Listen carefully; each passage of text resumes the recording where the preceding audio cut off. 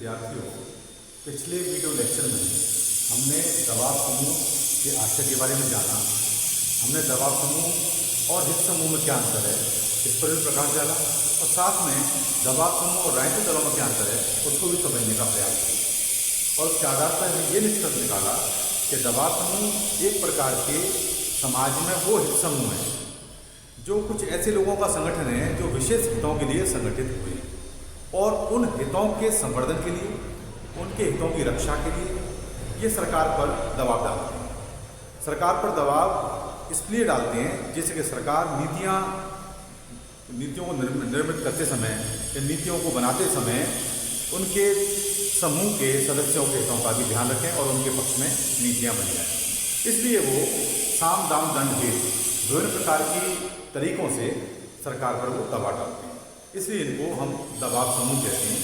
Pressure group या दबाव समूह का जो नामकरण लिखा हुआ है उसके पीछे आशय ये है कि ये एक प्रकार के ऐसे हित समूह हैं जो सरकार पर अपने पक्ष में नीतियाँ बनवाने के लिए दबाव डालते हैं। इसलिए इनको दबाव समूह कहा गया।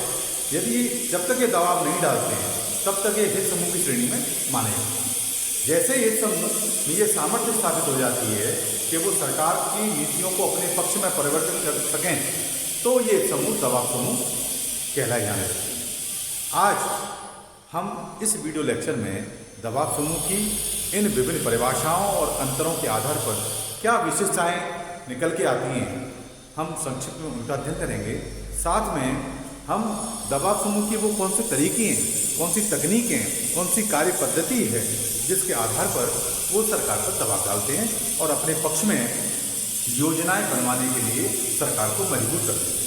आइए सबसे पहले हम दबाव समूह की विशेषताओं के बारे में जानने का प्रयास करते हैं जो विभिन्न परिभाषाओं और हित समूह और दबाव समूह, हित समूह और राजनीतिक दल में अंतर के आधार पर हम समझ पाए। तो पहली विशेषता ये निकल के आती है कि दबाव समूह औपचारिक रूप से संगठित व्यक्तियों के समूह होते हैं। मैंने आपको बताया कि समाज में जो समूह होते हैं उन व्यक्तियों के अनेक प्रकार के हित होते हैं।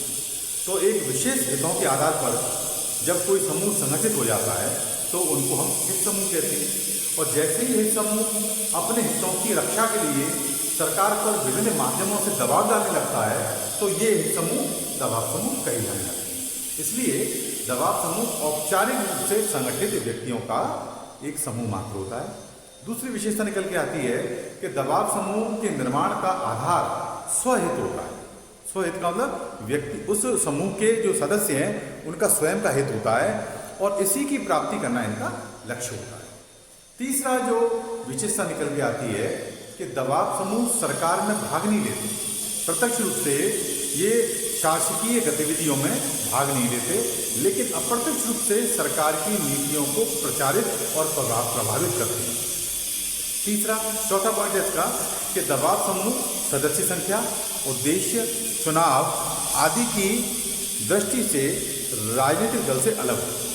जब हमने राजनीतिक दल और दबाव समूह के अंतर के बारे में जाना था तो आप समझ गए होंगे कि राजनीतिक दलों का विशुद्ध उद्देश्य सत्ता प्राप्ति होता है और उसके लिए वो चुनाव लड़ते हैं, जनता में राष्ट्रीय समस्याओं से जनता को अवेयर करते हैं, उनको पॉलिटिकल ट्रेनिंग देते हैं, राजनीतिक प्रशिक्षण प्रदान करते हैं। ये सारे काम राजनीतिक दल करता है। लेकिन दबाव समूह का उद्देश्य नहीं है। उनका उद्देश्य तो केवल अपने समूह के जो सदस्य हैं उनके हितों का संवर्धन करना होता है, उनके हितों की रक्षा करना होता है। इसलिए ये थोड़े सीमित होते हैं। दबाव समूह कार्यक्षेत्र राजनीतिक दलों की तुलना में इसलिए सीमित होता है। वहीं दबाव समूह सरकार पर अपना प्रभाव राजनीतिक दलों के माध्यम से ही डालते हैं। ठीक है ना। एक दबाव समूह सभी प्रकार की राजनीतिक व्यवस्थाओं में पाए जाते हैं, चाहे वो कोई भी पॉलिटिकल पार्टी सिस्टम हो, चाहे कोई पॉलिटिकल सिस्टम हो, वहाँ पर सब जगह दबाव समूह पाए जाते हैं। इसी कारण इनकी प्रकृति सर्वव्यापी होती है। और एक विशेषता ये भी पाई गई है कि दबाव समूह की सदस्यता ऐच्छिक होती है। एक व्यक्ति एक समय में अनेक दबाव समूहों का सदस्य बन सकता है, जबकि पॉलिटिकल पार्टी के साथ ऐसा नहीं होता। राजनीतिक दलों में कोई भी व्यक्ति एट ए टाइम एक बार में एक ही राजनीतिक दल का सदस्य हो सकता है, क्योंकि उस राजनीतिक दल की एक राजनीतिक विचारधारा होती है, एक कार्य पद्धति होती है और उसी आधार पर वो उसका मेंबर होता है। लेकिन एक व्यक्ति के अनेक हित हो सकते हैं। उन हित विशेषों के आधार पर गठित जो हित समूह हैं और उनके आधार पर वो सरकार पर प्रभाव डालने की सामर्थ्य के आधार पर जब दबाव समूह में कन्वर्ट होते हैं तो अनेक हित समूहों के और दबाव समूहों का व्यक्ति सदस्य हो सकता है, इसलिए उसकी ये सदस्यता ऐच्छिक होती है। दबाव समूह का कार्यकाल अनिश्चित होता है, इसका कोई फिक्स कार्यकाल नहीं होता, लेकिन वहीं दबाव समूह गैर राजनीतिक संगठन भी होते हैं। तो ये सारी बातें आप जो विभिन्न जो पूर्व के जो लेक्चर्स मेरे हुए हैं दबाव समूह और हित समूह के बारे में और राजनीतिक दलों के बारे में, उसके आधार पर निष्कर्ष निकलता है कि दबाव समूह और हित समूह में क्या अंतर है, दोनों से आशय क्या है, और दबाव समूह और राजनीतिक दलों में क्या अंतर है, और इस आधार पर दबाव समूह की विशेषताएं क्या हैं, कौन सी मूल बातें पाई जाती हैं। तो सबसे महत्वपूर्ण बात यही निकल के आती है कि दबाव समूह एक प्रकार के हित समूह होते हैं। हित समूह से मतलब समाज के उन लोगों का संगठित समूह जो विशेष हितों के लिए संगठित हुए हैं और उन हितों की रक्षा के लिए, उनके विकास के लिए, उनके पक्ष में नीतियां बनवाने के लिए जब ये समूह सरकार पर दबाव डालने लगता है तो वो दबाव समूह कहा जाने लगता है। प्रत्यक्ष रूप से राजनीति भाग नहीं लेते हैं, सरकार की गतिविधियों में भाग नहीं लेते हैं। एक व्यक्ति एक बार में कई दबाव समूहों का हित समूह का सदस्य हो सकता है, क्योंकि हर व्यक्ति के अनेक प्रकार के हित होते हैं, उस आधार पर अनेक प्रकार के हित समूह और दबाव समूहों का वो मेंबर सदस्य हो सकता है। लेकिन एट ए टाइम एक बार में एक व्यक्ति एक ही राजनीतिक दल का सदस्य हो सकता है। ये सारी बातें इसमें निकल के आई और अपने उद्देश्यों की प्राप्ति के लिए ये विभिन्न प्रकार की तकनीकों का, कार्य पद्धतियों का, तरीकों का प्रयोग करते हैं और जिनके आधार पर ये सरकार पर दबाव डालते हैं। अब जो महत्वपूर्ण विषय है इस टॉपिक का वो है कि दबाव समूह को कौन से तरीके अपनाता है, कौन सी तकनीक अपनाता है जिनके आधार पर वो सरकार को मजबूर करते हैं कि सरकार उनके पक्ष में नीतियां बनाए। तो दबाव समूह अपने हितों को प्राप्त करने के लिए प्रत्येक राजनीतिक व्यवस्था में अलग अलग ढंग से कार्य करने के तरीके अपनाते हैं। हर राजनीतिक व्यवस्था में दबाव समूह समय, देश काल, परिस्थिति के आधार पर तरीकों को अपनाते हैं। उद्देश्य वही है कि वो अपने समूह के सदस्यों के हितों के लिए ये किन प्रकार सरकार पर दबाव डाल करके अपने पक्ष में योजनाएं, नीतियां बनवाने का कार्य करते हैं। प्रत्येक दबाव समूह का कार्यात्मक व्यवहार भी अलग अलग होता है। इसी कारण उनके द्वारा प्रयोग किए जाने वाले हित साधन भी अलग अलग प्रकार के हो जाते हैं। अपने हितों की प्राप्ति के लिए दबाव समूह द्वारा इन साधनों या तकनीकों को काम में लाया जाता है। तो आइए अब हम उन विशिष्ट तकनीकों का, साधनों की चर्चा करते हैं जिनके आधार पर दबाव समूह सरकार पर दबाव डालते हैं। पहला सबसे महत्वपूर्ण जो तकनीक है, जो तरीका है जिसके आधार पर दबाव समूह कार्य करते आए हैं, और विशेष रूप से संयुक्त राज्य अमेरिका में ये बहुत प्रचलित है और वहीं से दबाव समूह का जो कंसेप्ट है वो संयुक्त राज्य अमेरिका से ही पूरी दुनिया में विभिन्न राजनीतिक व्यवस्थाओं में आया। वो है लॉबिंग। लॉबिंग का मतलब है कि सार्वजनिक नीति को प्रभावित करने के लिए हित समूह और दबाव समूह के सदस्य विधानमंडल के विधायकों से सांठगांठ करते हैं और यही सांठगांठ विधायकों को दबाव समूह के हित में नीति बनाने को बाध्य कर देती है। वे अपने प्रबल समर्थक विधायकों द्वारा विधानमंडल में अपने हितों की मांग रखते हैं और मजबूत लॉबी के कारण प्राय सफल भी हो जाते हैं। अपनी लॉबी मजबूत करने के लिए वे विधायकों को रिश्वत देने से भी नहीं चूकते। अमेरिका में इस प्रकार की मजबूत लॉबी वाले हजारों दबाव समूह हैं जो सरकार द्वारा रजिस्टर्ड भी हैं। वहाँ पर कानून निर्माण में इस लॉबिंग प्रक्रिया का व्यापक प्रभाव देखा गया है। भारत में भी इस प्रकार की लॉबिंग वाले कुछ औद्योगिक घराने हैं जो नीति निर्माण की प्रक्रिया को सीधे संसद में ही प्रभावित करते हैं। तो आप समझे होंगे कि सबसे जो महत्वपूर्ण जो कार्य पद्धति या तरीका दबाव समूहों का है वो है लॉबिंग। लॉबिंग का मतलब ऐसे आम भाषा में देखें, लॉबी कहते हैं कि अपने घरों में बीच में एक लॉबी होती है, एक चौक होता है, वो लॉबिंग कहते हैं। इसी प्रकार विधानमंडलों में एक विधानमंडल का कक्ष होता है जहाँ पर विधायक बैठ कर के विभिन्न योजनाओं को बनाने के लिए, कानून निर्माण करने के लिए विचार विमर्श करते हैं और उनके आसपास रूम्स होते हैं, लॉबी कहते हैं। उस लॉबी में समयावकाश, जब बीच में मध्याह्न काल होता है या विधायक सदस्य जो हैं, संसद सदस्य हैं, वो बीच में आकर के वहाँ आकर के बैठते हैं जब मीटिंग नहीं हो रही होती है। उस दौरान ये दबाव समूहों के सदस्य उन लॉबियों में जाकर के व्यक्तिगत रूप से इन विधिवेत्ताओं को, ये विधि निर्माण वाले ये विधायकों को विभिन्न माध्यमों से, नैतिक अनैतिक माध्यमों से उनको प्रभावित करते हैं, जिससे कि विधानमंडल में नीति निर्माण के दौरान ये सदस्य, विधानमंडल के जो सदस्य हैं, वो उस विशेष दबाव समूह के पक्ष में नीति निर्माण करने के लिए दबाव डालें और उनके पक्ष में मतदान करें, जिससे कि इन दबाव समूहों के सदस्यों के हितों का संवर्धन हो सके। इस प्रक्रिया को कहते हैं लॉबिंग। तो ये एक बहुत महत्वपूर्ण कार्य पद्धति है, जिसके आधार पर सीधे सीधे विधि निर्माण की प्रक्रिया के दौरान ये सदस्य विधानमंडलों में जाकर लॉबिंग करके इन विधायकों को प्रभावित करते हैं और अपने पक्ष में नीतियों का निर्माण करने का कार्य करते हैं। दूसरा जो तरीका जो है वो है जनमत को प्रभावित करना, क्योंकि दबाव समूह ही जानते हैं कि लोकतांत्रिक शासन प्रणाली में सबसे बड़ी शक्ति जनता के पास होती है, प्रभुसत्ता जनता के पास होती है। इसलिए जनता को यदि वो प्रभावित किया जाए अपने हितों के आधार पर, और जनता यदि उनके पक्ष में होता है, अर्थात जनमत यदि उनके पक्ष में हो जाए, तो सरकार इन दबाव समूहों के सदस्यों के पक्ष में नीति निर्माण करने के लिए बाध्य होती है। इसलिए जनमत को प्रभावित करना भी इनका विशेष कार्य है। दबाव समूह अपना पक्ष मजबूत करने के लिए जनता से सीधा संपर्क बनाए रखते हैं। अपनी वाक पटुता के बल पर इनके सदस्य जनमानस में अपनी समस्याओं का प्रचार करते हैं, ताकि जनता की सहानुभूति भी प्राप्त की जा सके। इसके लिए वे समाचार पत्रों, पत्रिकाओं, रेडियो, टीवी, इंटरनेट, अनेक प्रकार के सोशल मीडिया, आज के परिप्रेक्ष्य में बात की जाए तो Facebook, WhatsApp, Twitter, Instagram, LinkedIn, ये तमाम तरह के जो सोशल मीडिया प्लेटफॉर्म्स हैं, इनके माध्यम से ये सारा अपना करके जनता को प्रभावित करते हैं, जनमत को अपने पक्ष में करने का प्रयास करते हैं। ये जानते हैं कि यदि जनमत उनके पक्ष में हो गया तो उनके हितों को प्राप्त करने से कोई बाधा नहीं आएगी, सरकार मजबूर हो जाएगी उनके पक्ष में नीतियां और योजनाएं बनाने के लिए।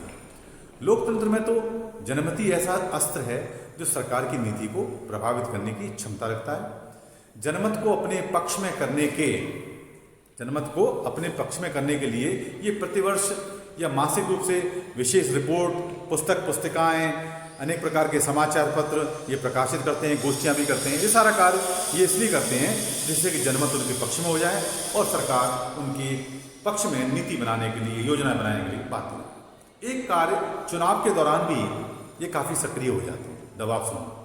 यद्यपि कोई भी दबाव समूह चुनावों में ना तो प्रत्यक्ष रूप से अपने उम्मीदवार खड़े करता है और ना ही सरकार में शामिल होने की लालसा रखता है, क्योंकि ये काम तो पॉलिटिकल पार्टीज का है। दबाव समूह, मैंने आपको पूर्व में लेक्चर में बताया था कि राजनीतिक गतिविधियों में प्रत्यक्ष रूप से भाग नहीं लेते। ना तो वो अपने उम्मीदवार खड़े करते हैं, ना ही सरकार में शामिल होने के लिए कोई प्रयास करते हैं, ना सत्ता प्राप्ति करने का इनका कोई लक्ष्य होता है।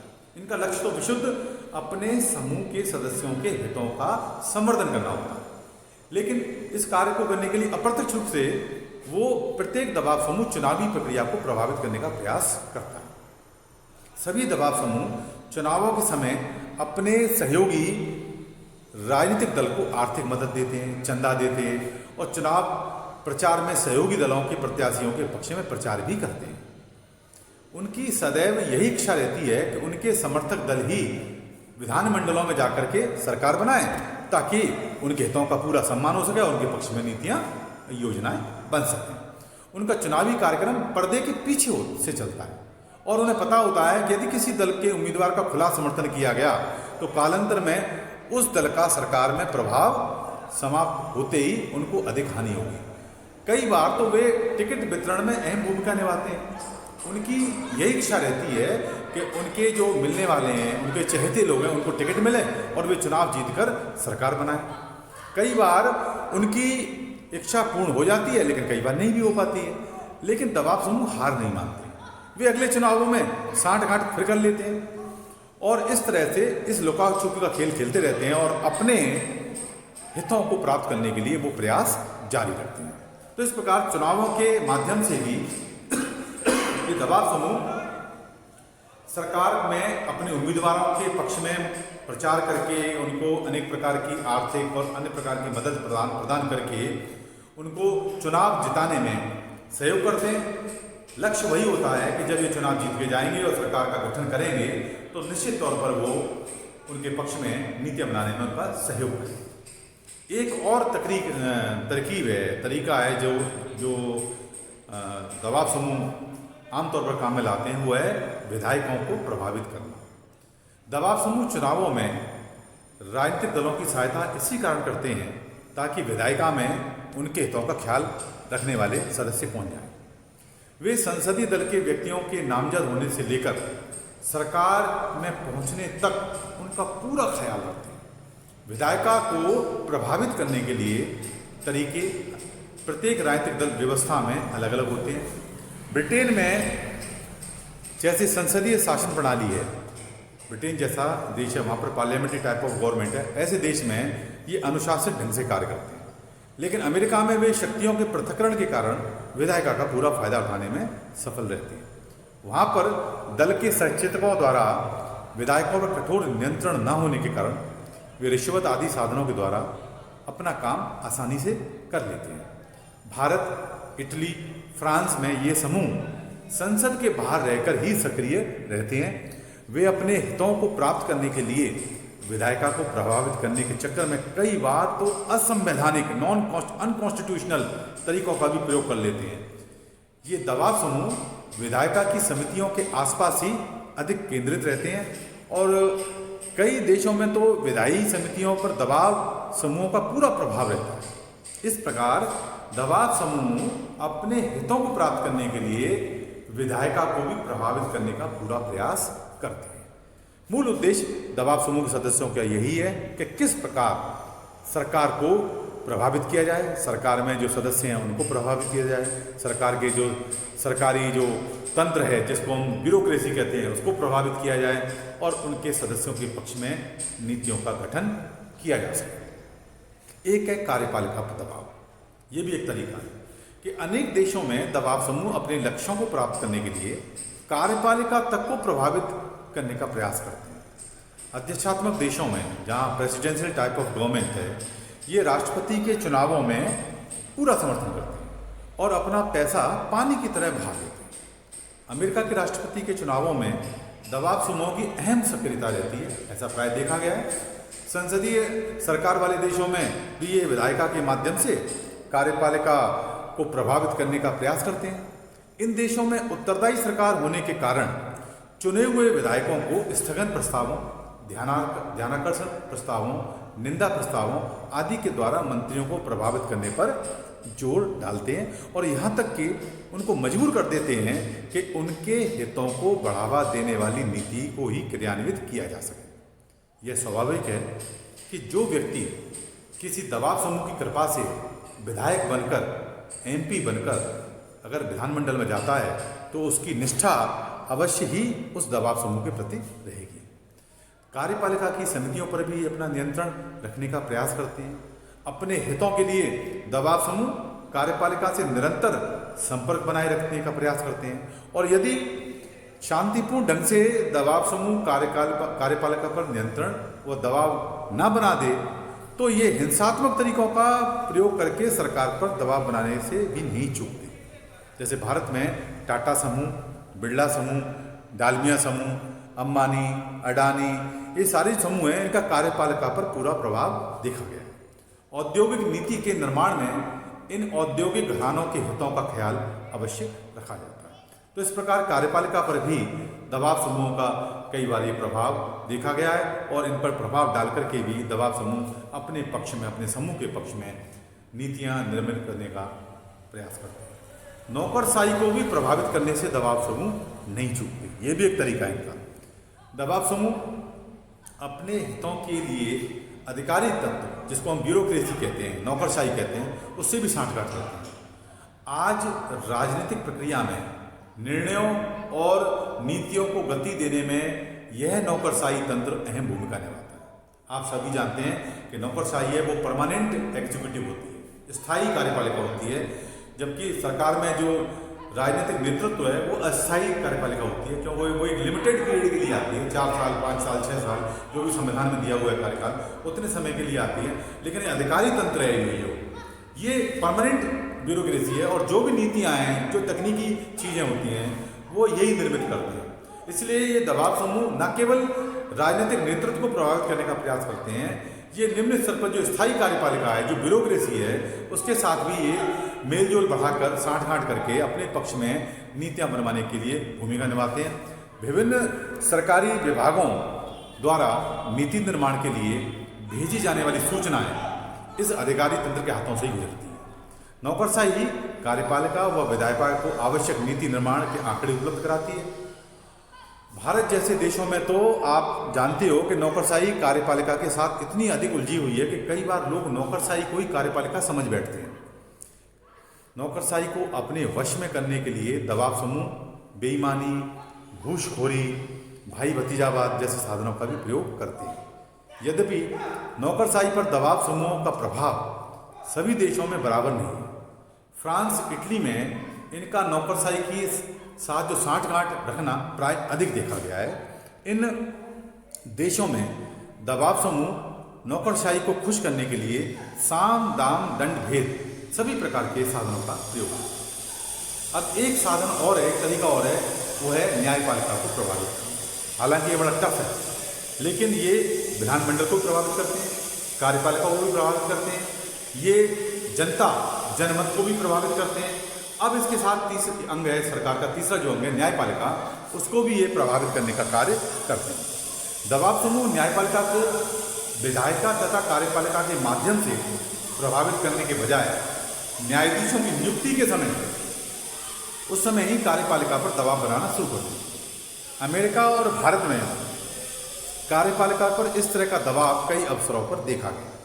न्यायपालिका को दूर से ही प्रभावित करने का अधिक प्रयास रखते हैं, क्योंकि न्यायाधीशों का कार्यपालिका और विधायिकाओं की तरह चुनाव नहीं होता। अहिंसात्मक साधनों द्वारा न्यायपालिका को प्रभावित करना अपेक्षित भी नहीं है। इसलिए ये अपने हितों के लिए कार्यपालिका तथा विधायिका द्वारा निर्मित कानूनों को अवैध घोषित करवाने के लिए, नल एंड वॉइड करवाने के लिए न्यायपालिका की शरण ले लेते हैं। वे पत्र पत्रिकाओं में लेख छपवाकर, समाचार पत्रों में अपने विचार देकर न्यायाधीशों के मन को प्रभावित करने का प्रयास करते हैं। आपने देखा होगा कि 1969 में 1969 में बैंकों का भारत में जो राष्ट्रीयकरण के कानून के विरुद्ध दबाव समूहों ने न्यायपालिका के पास अपील की थी। भारत में अनेक ऐसे जनहितकारी याचिकाएं दबाव समूहों के द्वारा न्यायपालिका के सामने प्रस्तुत की है। तो ये सारी चीज़ें हमने देखी कि न केवल कार्यपालिका, विधायिका, बल्कि जनता, बल्कि ये न्यायपालिका को भी प्रभावित करते हैं। चाहे उनकी नियुक्ति के लिए पॉलिटिकल प्रेशर बनाते हैं, चाहे विभिन्न प्रचार माध्यमों के माध्यम से, कहीं पत्र पत्रिकाओं के माध्यम से न्यायाधीशों के मन को परिवर्तित करते हैं, जिससे कि उनके पक्ष में वो निर्णय दे सकें। एक और बहुत बड़ा जो तकनीक दबाव समूह के द्वारा ब्रह्मास्त्र के रूप में काम में लाई जाती है कई बार, वो है हड़ताल, बंद और प्रदर्शन। ये आमतौर पर आपने देखा होगा, भारत में भी कई बार देखा होगा कि दबाव समूह जब अपनी बात मनवाने में अन्य साधनों जब असफल हो जाते हैं, जिनको हम कहते हैं संवैधानिक साधन, जब संवैधानिक साधन तथाकथित जो संवैधानिक साधन है, पीसफुल अहिंसात्मक साधन है, जब उनके माध्यम से वो अपने समूह के पक्ष में नीतियां बनवाने में असमर्थ हो जाते हैं, तो वे हिंसात्मक साधनों का प्रयोग करने से भी नहीं चूकते। वे हड़ताल करते हैं और आम जीवन को अस्त व्यस्त कर देते हैं। वे बंद की घोषणा भी करते हैं। कई बार तो वे हड़ताल में विपक्षी दल के विधायकों और समर्थकों तक को भी शामिल करते हैं। अपनी बात सरकार से मनवाने के लिए वे व्यापक स्तर पर प्रदर्शन भी करते हैं। और भारत में आपने देखा होगा कि कई बार बंद होते हैं, आगजनी होती है, कई बार तो मंत्रियों तक का भी घेराव करते हैं। इन सभी गैर कानूनी उपायों का प्रयोग करके वे सरकार पर दबाव बनाना चाहते हैं। इन साधनों के सफल रहने पर वे अपने उद्देश्य में भी कामयाब हो जाते हैं। भारत में इस तरह के साधन दबाव समूहों के द्वारा आमतौर पर प्रयोग में लाए जाते हैं। आपने देखा होगा इस प्रकार की घटनाएं भारत में कई बार देखी गई हैं, चाहे वो विभिन्न प्रकार के आरक्षण आंदोलन रहे हों, चाहे विभिन्न प्रकार के नारी स्त्री सुरक्षा के कानून रहे हों, चाहे अभी कृषि कानून पर किसी प्रकार का पंजाब और बॉर्डर पर, दिल्ली बॉर्डर पर जिस प्रकार का घेराव और प्रदर्शन हो रहे हैं, ये सारी चीज़ें कहीं ना कहीं दबाव समूह की श्रेणी में मानी जा सकती है। हो सकता है इनके पीछे पॉलिटिकल प्रेशर भी होता है, राजनीतिक दलों का भी सहयोग हो सकता है, लेकिन इनका उद्देश्य है एक समाज के विशिष्ट हितों, विशिष्ट वर्ग है, उनके हितों की रक्षा के लिए सरकार पर उनके पक्ष में नीति बनवाने का जो दबाव डाला जाता है। इसलिए ऐसी घटनाएं कई बार दबाव समूह के द्वारा अपनाई जाती हैं, जो हिंसात्मक और गैर संवैधानिक भी होती है। एक और साधन है जिसको कहते हैं प्रचार करना। दबाव समूह अपने पक्ष में जनमत को तैयार करने के लिए तथा सरकार का ध्यान अपनी ओर आकृष्ट करने के लिए प्रचार का बहुत सहारा लेते हैं। वे समाचार पत्रों, रेडियो, टीवी और विभिन्न प्रकार के जो सोशल मीडिया के जो चैनल्स हैं, जो प्लेटफॉर्म्स हैं जिनकी चर्चा मैंने अभी की, उनके माध्यम से अपने विचारों का प्रसारण करवाते रहते हैं। कई बार दबाव समूह पत्र पत्रिकाएं भी छपाते हैं और जनमत को प्रभावित करने के लिए उन्हें निःशुल्क जनता में वितरित भी करते हैं। उनका प्रभावशाली प्रचार तंत्र शासन वर्ग को भावी संकटों तक का आभास भी करा देता है। इस कारण और यही कारण है कि भविष्य में राजनीतिक जो व्यवस्था को संकट से बचाने के लिए सरकार उनकी बात को मानती है। एक और है वह अनुनयन। अनुनयन के द्वारा भी दबाव समूह अपने पक्ष में नीतियां बनवाने का कार्य करते हैं। कई बार दबाव समूह सरकार से सीधी बातचीत भी करते हैं, direct two way talk, table talk भी होती है, और प्रार्थनापूर्वक अपनी समस्याएं भी रखते हैं।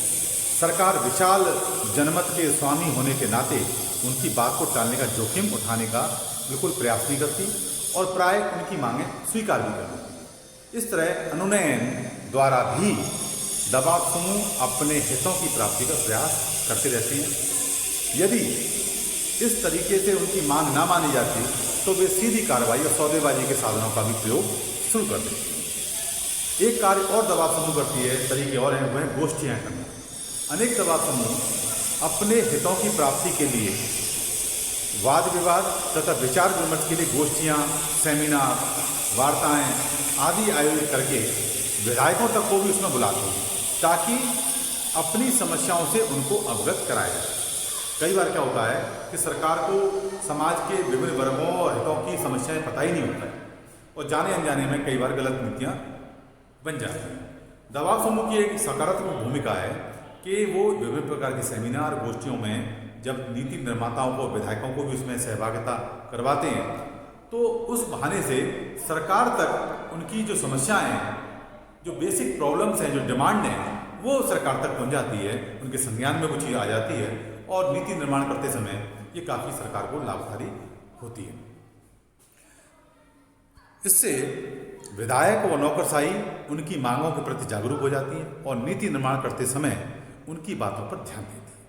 भारत में दबाव समूह के हितों को लेकर कई बार संसद में प्रश्नकाल, क्वेश्चन आवर के दौरान काफ़ी नोकझोंक भी होती है। जो विधायक दबाव समूह से अनुग्रहित होते हैं, उपकृत होते हैं, वे उनकी समस्याओं को सदन सत्र में जोर शोर से उठाते हैं। ये सारी बातें आमतौर पर आपने देखी। इनके अलावा कुछ अन्य साधन में जिनकी चर्चा भी मैं यहाँ करना चाहूँगा कि दबाव समूह सरकारी नीति को अपनी इच्छानुसार ढालने के लिए विधायिका व कार्यपालिका पर कुछ अन्य तरीकों से भी दबाव बनाने का प्रयास करते हैं। भारत में बड़े बड़े औद्योगिक घराने विधायिका, कार्यपालिका, नौकरशाही आदि के रिश्तेदारों, बच्चों आदि को अपने उद्योगों में उच्च पदों पर बैठा देते हैं। कई बार वे विधायकों, कार्यपालकों और नौकरशाही को रिश्वत देकर अपने कार्य को कराने का प्रयास करते हैं। वे नौकर जो ब्यूरोक्रेट्स हैं, जो रिटायरमेंट के बाद उन्हें अपने उद्योगों में उच्च पदों पर देने का वायदा करते हैं और इस प्रकार अनेक अनैतिक साधनों से वे सरकारी तंत्र को प्रभावित करने का प्रयास करते हैं। इस तरह उक्त विवेचन के बाद यह कहा जा सकता है कि दबाव समूह सरकार को प्रभावित करने के लिए नैतिक और अनैतिक, हिंसक और अहिंसक, उचित और अनुचित सभी प्रकार की तकनीकें अपनाते हैं। उनका तो सदैव एक ही ध्येय होता है, अपने हितों की प्राप्ति के लिए कार्यपालिका और विधायिका पर दबाव। अपने अंतिम विकल्प के तौर पर वे न्यायपालिका की शरण भी लेते हैं। इस प्रकार आप इस वीडियो लेक्चर के माध्यम से आपको ये बिल्कुल स्पष्ट हो गया होगा कि दबाव समूह किस प्रकार की तकनीकों का प्रयोग करते हैं जिससे कि वो अपने समूह के सदस्यों के पक्ष में सरकार पर नीतियां बनाने का दबाव बना सकें और सरकार उनकी बातों को मानने के लिए बाध्य हो जाए। ये दोनों प्रकार के नैतिक अनैतिक, संवैधानिक असंवैधानिक, अहिंसक और अहिंसक सभी प्रकार के साधनों का ये प्रयोग करके इनका विशुद्ध मंतव्य यही होता है कि सरकार उनके पक्ष में नीतियाँ बनाए और प्रेशर में आकर के उनके पक्ष में नीति बनाए, जिससे कि उनके समूह के जो सदस्य हैं उनके हितों का संवर्धन हो सके। अगले वीडियो लेक्चर में हम दबाव समूह के कार्य, भूमिका और आलोचना की चर्चा करेंगे।